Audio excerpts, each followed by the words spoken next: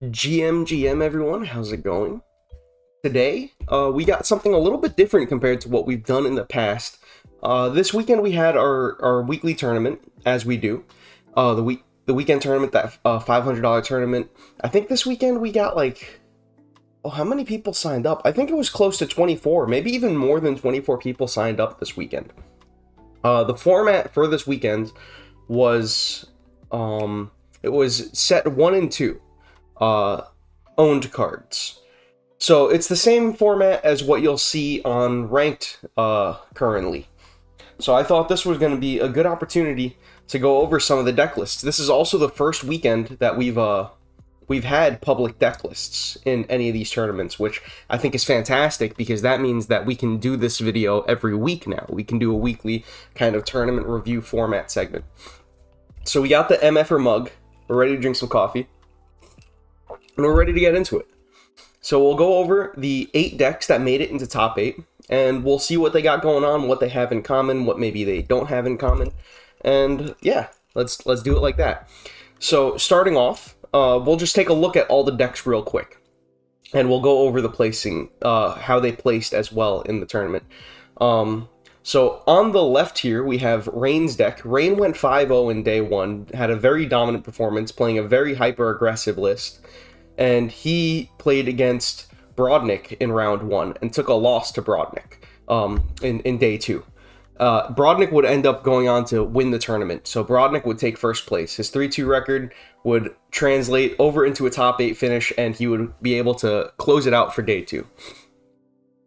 On the left here, we have Kiki.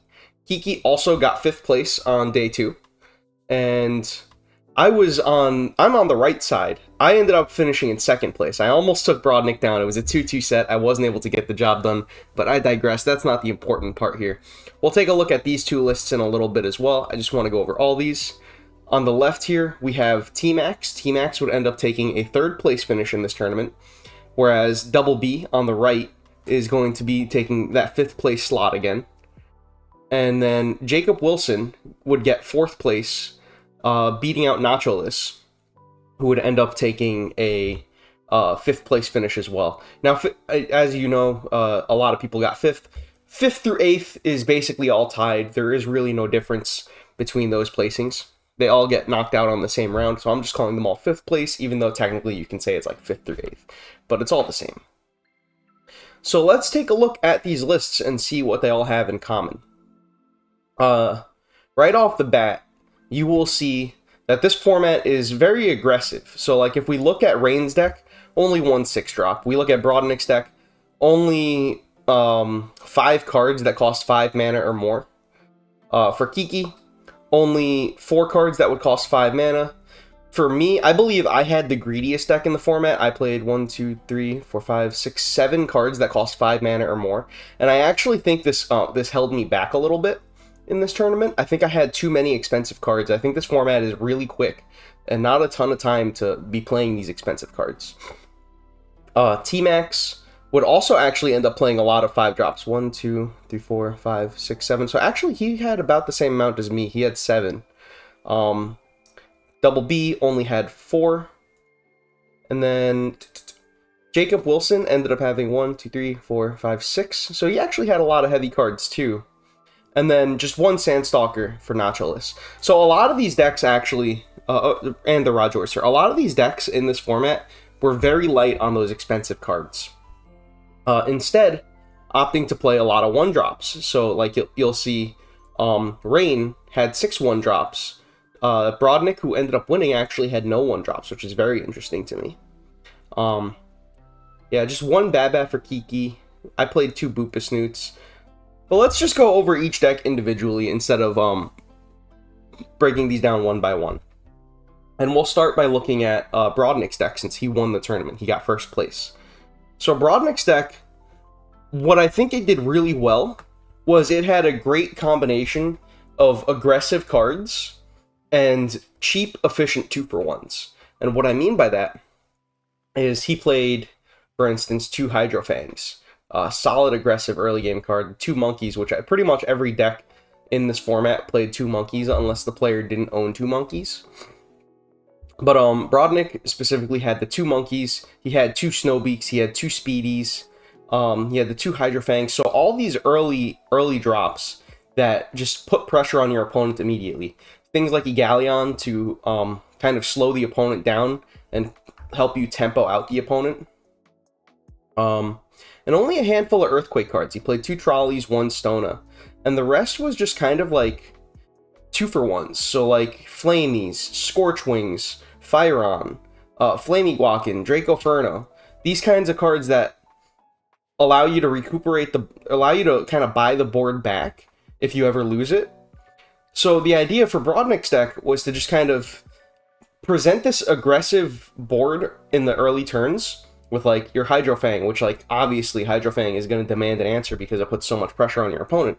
These monkeys, these speedies, all these things that just kind of come down and immediately start beating the opponent up or fighting to control the board. So Brodnik had this nice like option where he could be aggressive or he could use these cards to play defensively, because Monkey not only is it great at pressuring the opponent, it's just a solid 4/4 rush. It can control the board. Same for Snowbeak, same for Speedy. These cards can all fight for the board.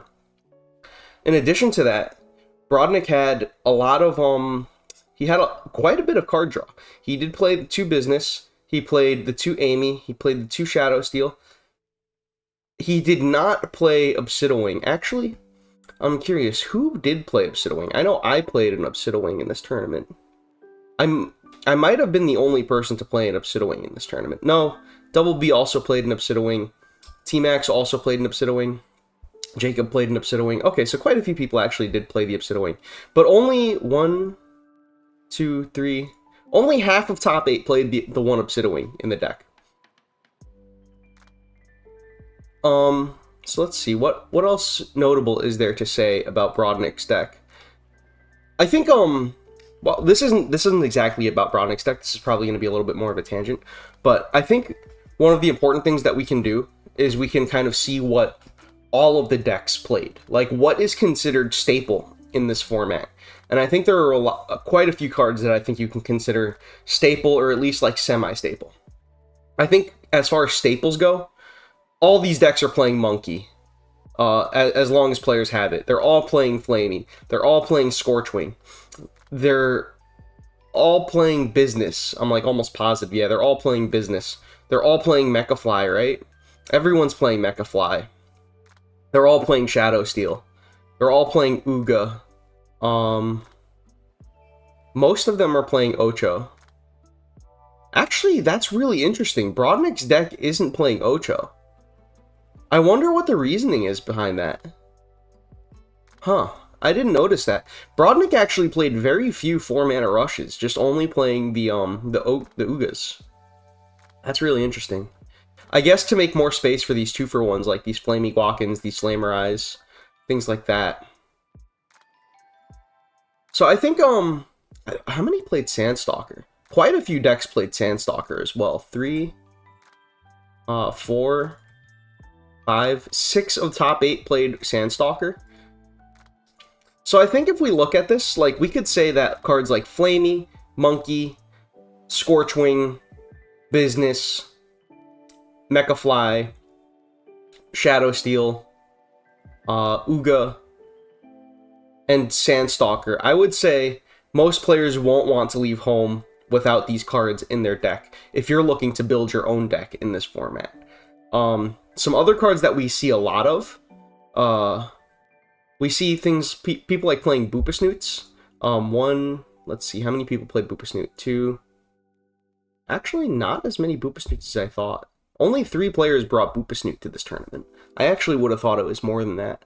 You see a lot of Trolleys as well, I believe, right? We have 1 player, 2. Oh, that's really interesting. T-Max played 2 Stonas, but no Trolleys. I wonder what his reasoning for that was. That is really interesting. So 1, 2, 3, 4, 5 players brought Trolley. And this is kind of, I feel like we're going a little bit off the rails. I didn't really have an idea in mind of how we would go over these decks. I mostly just kind of want to use this as like a tool that people can look at this video and kind of see, okay, which cards are working and which ones aren't working. I think that's like the most important thing that we could be doing here, is just figuring out what cards are necessary to succeed in this format. So we've already established quite a few of like the cards that we think are like fairly mandatory, and then there's a lot of cards that like we see quite a few copies of. So like Egalion, both these players brought Egalion. I didn't bring an Egalion. Who else brought an Egalion? So four players brought Egalion in their deck. A lot of players also brought Lumi, I noticed. That I guess the 4/4 body is really nice, especially in this aggressive format where a lot of people are just trying to push damage as fast as possible, and in a format where these 2/2 Aegises on one are very popular. I think these Bless cards like Lumi, especially just because the body itself for Lumi, 4/4, is really solid. It trades with most things, and it doesn't die to Earthquake, which is really relevant for a 2-drop in this format. We see 2, 3, 4, 5. 5 players in the top 8 brought Egalion. How many people brought Speedy? 1, 2, 3, 4, 5, 6. Jacob didn't bring Speedy. So 7 out of 8 players brought Speedy. So that's a really... I didn't notice that at first. Speedy is really a premium 2-drop. Very, very good card. It does an excellent job at fighting for the board early game, and having a 3/5 body in some situations is actually better than having a monkey, having that 4/4. It'll be able to, like, for instance, it'll be able to fight an Aquafluffle. It'll be able to hit both sides, like the Aegis and the vulnerable side of like an Aquafluffle or a Boopasnoot, and it'll live, whereas Monkey would trade 1 for 1. So I think there's a lot of merit to playing a card like Speedy in this format. It also doesn't always die to 2 Earthquakes. Sometimes it'll live. It's only like 25% of the time it'll live, but it could, in theory, survive that. And then, let's see. What is the, like... I think the main thing about this particular format, I think the biggest thing was... So, if we look at all these decks, I think it's safe to say a lot of them are very aggressive. Rain's deck, for instance, Rain had Uga, Ocho, Galefin, and Sandstalker. So the top end, literally all these bottom cards, these bottom 6 cards, their entire goal is to just come down, fight for the board, or ideally just go straight for the dome and just smork. There's a lot of decks that just want to go face all the time. Even Brodnick's deck was constantly trying to go face. Now his deck was able to play a bit of a slower game because it had so much card draw, but it was still a face deck. Like, we still have these Hydrofangs, we still have all these Snowbeaks, these Speedies, these Monkeys, these Ugas, Uga Chief and Sandstalker, or Rajorcer, just like so much stuff to just come down and pressure the opponent's life total immediately. Tons of cards like that in this format, and I think those are kind of what define this format, is these cards that get onto the board quickly and pressure the opponent's life total. Because really, when you're hitting for 8 from an Uga Chief, for 9 from a Sandstalker, 6 from Uga, you only need to do that. You only need to hit the opponent with an Uga 10 times to end the game, which I know 10 is kind of a lot, but really it's not a lot, especially when you're getting chip damage from other units, or like one Uga gets to hit the face twice sometimes. Your opponent's life total will actually evaporate very quickly in this format. Oh, that's interesting. So Kiki played 1 Jelly. How many other Hydroblasts made it into the top 8? That's a good question. Brodnick didn't play a Hydroblast. Rain didn't play a Hydroblast. I didn't play a Hydroblast. Let's see. Double B and T-Max didn't play Hydroblast.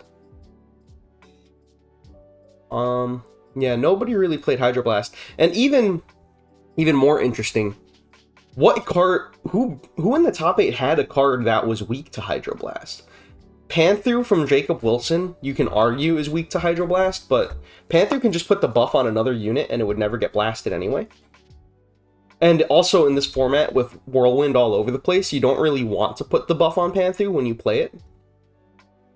So actually, in the top 8, there was not a single card in the format that was weak to Hydroblast. So I think we can safely say that, at least for this particular weekend, Kiki's Hydroblast was pretty worthless. It didn't do anything against pretty much the entire field in the top, at least in day 2. This card was pretty much just a 4/3. It was dead. So I think that's a cool thing to note. I guess you could like argue that you want Hydroblast because in like day 1 maybe people will play Angels, but I feel like Angels are so rare that it's not worth playing a card like Hydroblast, especially since an Angel can get Whirlwinded. Or like, at least for me, my game plan around Angels was either to Whirlwind them and have it be a problem for future me, or use Cryo Slice to freeze them down and beat them up. That was my game plan around the Angels. And I think a few people... How many people played Cryo Slice? I was going to say, I think a few people adopted that Cryo Slice tech. Let's see who else did. Kiki did. I did. There was one in T-Max's deck. Only 3 Cryo Slices in the top 8. How many people played Ammy? 1, 2.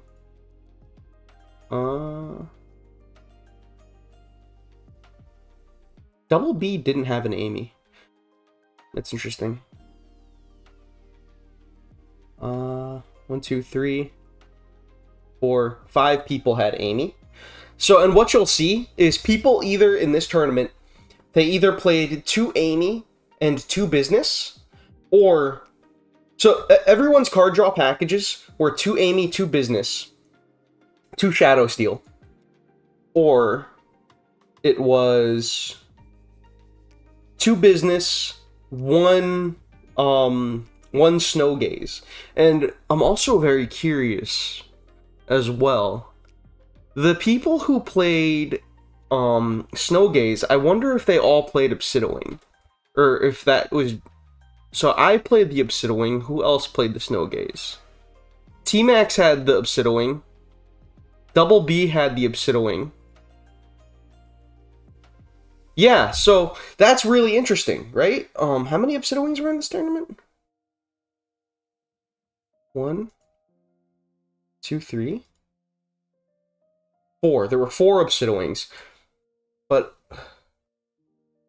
So most of the people who brought the 1 Snow Gaze to Business also played an Obsidian. I'm trying to see... Was there a player who did both? I don't think so. Oh, I see.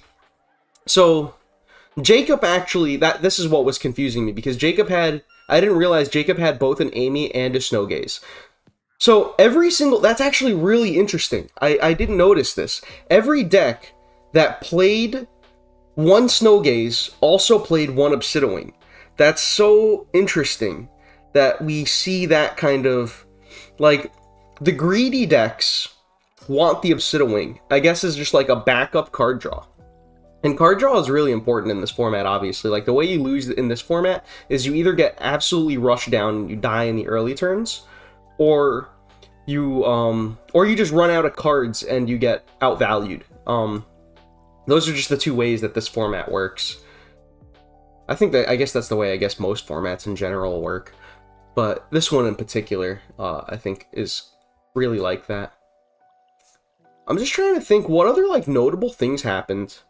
Let's see. From the top 8, how many people, or from the, let's say the top 4, how many Fire-Ons and Igni-Steels were in the top 4? Brodnik only played 1. I played none. T-Max had 2 Fire-Ons, 2 Igni-Steels, and actually, he played a game against Brodnik in the semifinals. T-Max played a game against Brodnik, and the Fire-Ons basically lost him the game. He missed, like, in their best of 5 series, he missed 7 backfires. He just got absolutely clapped by his Fire-Ons. And this card really screwed him up, I think. And then Jacob Wilson played 2.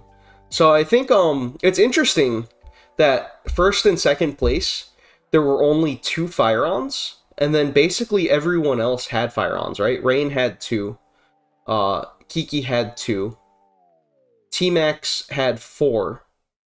Double B had 3. 2 for Jacob. And then none for Naturalist. That's interesting. I didn't realize Naturalist didn't bring it. Yeah, so in a way, I feel like the Fire-Ons kind of underperformed today. Or this weekend. Fire-On is like, these combustion cards, in my mind, they're like simultaneously the best and the worst cards in the game.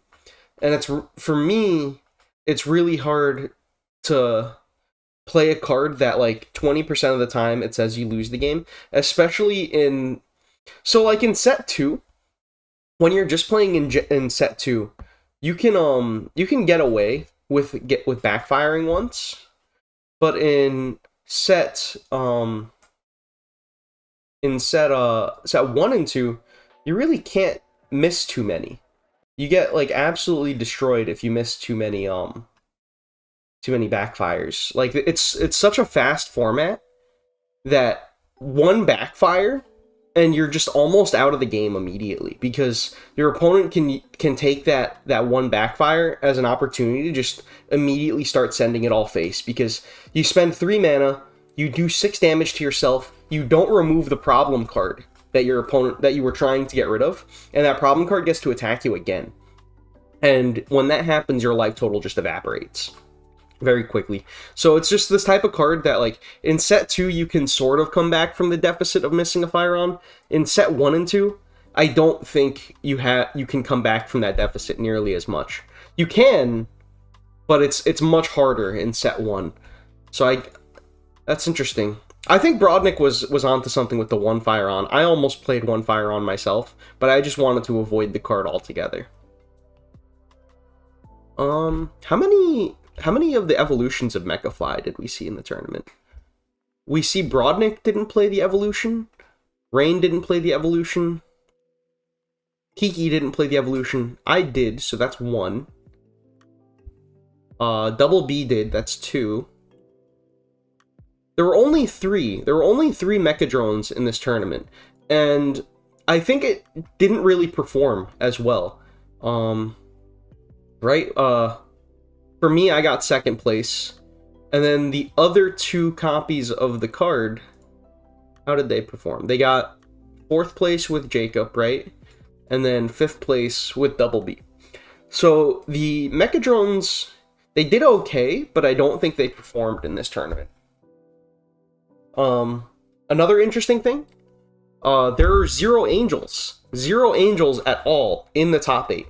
Not one player brought an angel to this tournament. Not one angel was good enough to make it into the top 8.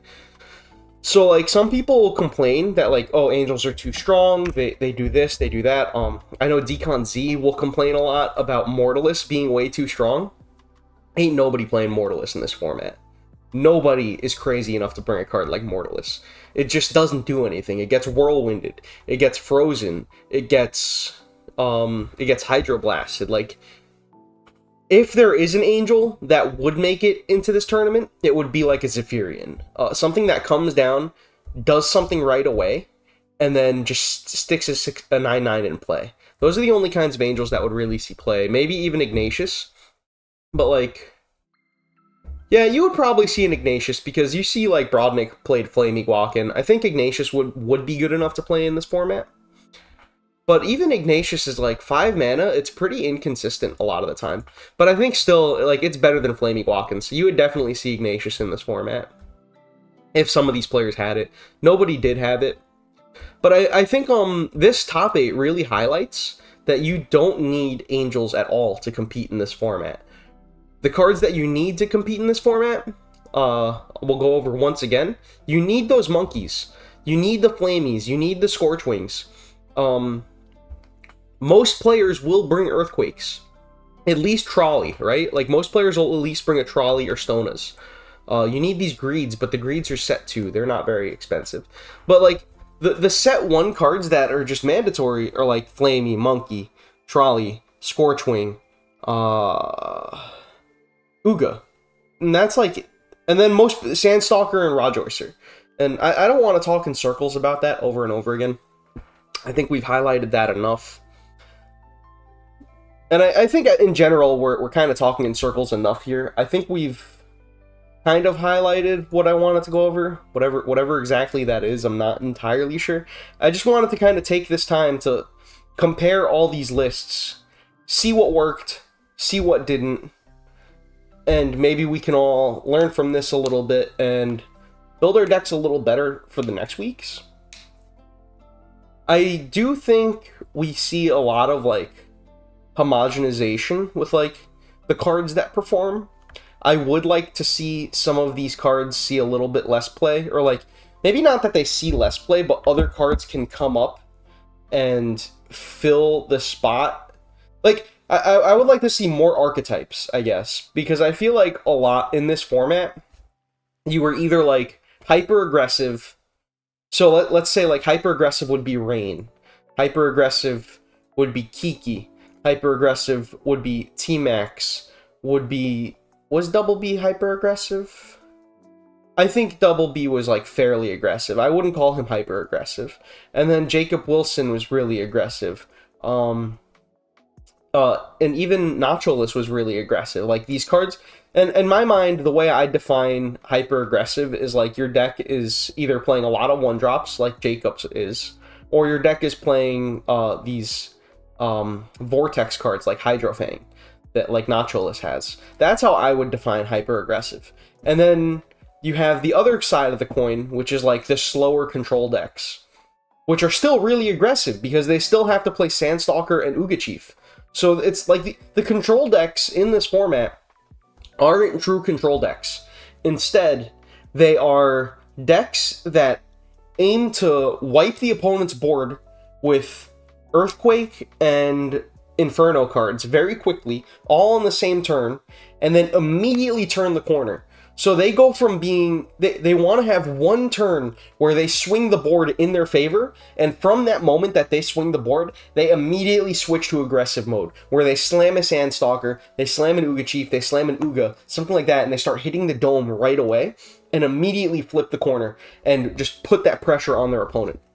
They're not looking to be a control deck in the traditional sense, where, like, my game plan is to take my opponent, run them out of resources, and then chip them down and slowly whittle them away. That's not what control looks like in set 1 and 2. What control looks like is I wipe the opponent's board on one turn while simultaneously developing a powerful board on my own, so that I can then pressure my opponent every single turn faster than they can pressure me.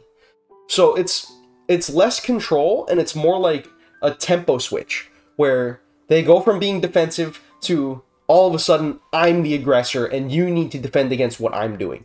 As the aggro deck needs to now defend, which is hard for these aggro decks, especially the ones that don't include these Earthquake cards. Like, Rain didn't include Earthquake.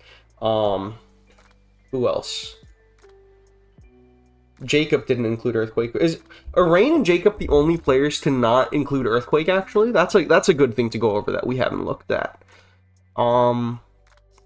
I believe that is the case.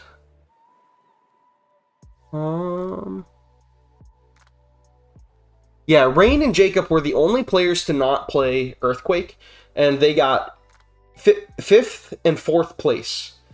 And remember, 5th is basically 8th. 5th and 8th are the same thing.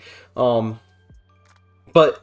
so we see these decks that didn't include the cheap Earthquakes, they didn't perform as well as the decks that did, because these 2-mana flip the board cards are just so efficient that they really pull so much work, especially against, like,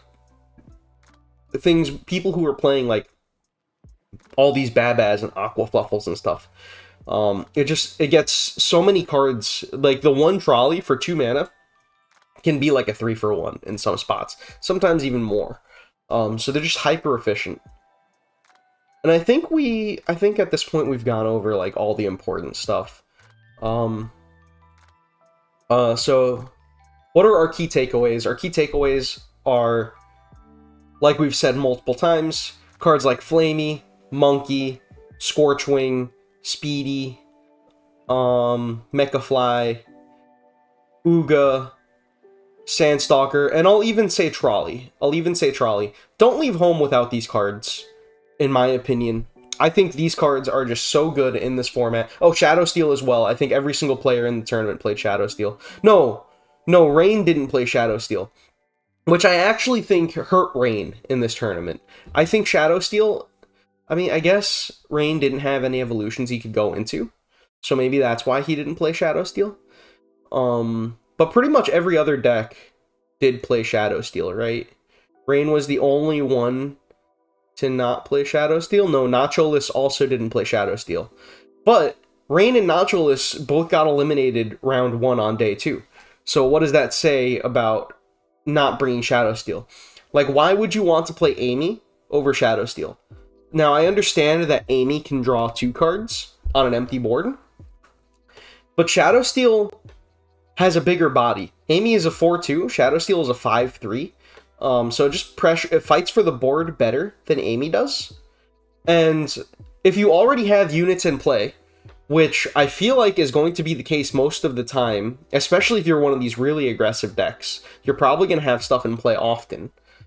Why would you care about drawing that 1 extra card when you can have a targeted card draw that can help you evolve something with better stats? So I think Shadowsteel is really a mandatory card in this format. And yeah, we've talked in circles more than enough. Hope this helped you guys. Hope you learned something watching this. I know this was like kind of off the walls, just not a ton of structure with how we went over these deck lists. But yeah, I just wanted to review all these lists. I think we did that fairly well. And we'll see. Let's see how this format continues to develop. I imagine we either go like in one direction where decks just try to become streamlined, even more aggressive than they already are. Me and a friend of mine, he got eliminated day 1. He unfortunately did not make day 2. But the problem was he didn't have any copies of Monkey. He didn't have any copies of Hydrofang. He didn't have any Loomies, things like that. So I think he was playing from a real disadvantage. But we had a really nice idea where the list that we built for him had 10 1-drops. And I really feel like if we had access to extra copies of Monkey and the Loomies and like the Hydrofangs to really streamline his deck a bit better than we were able to, I think this 10 1-drop list would have done quite well. And I'd like to explore that idea a little bit more in the future if we're able to. I think this format really is super aggressive. The only issue with like playing 10 1-drops is then you become very vulnerable to earthquakes, which we've seen in this tournament are excellent. And yeah, we've talked in circles more than enough. I hope this was helpful. I hope you all learned something, and I'll see you all next time. Thanks for joining.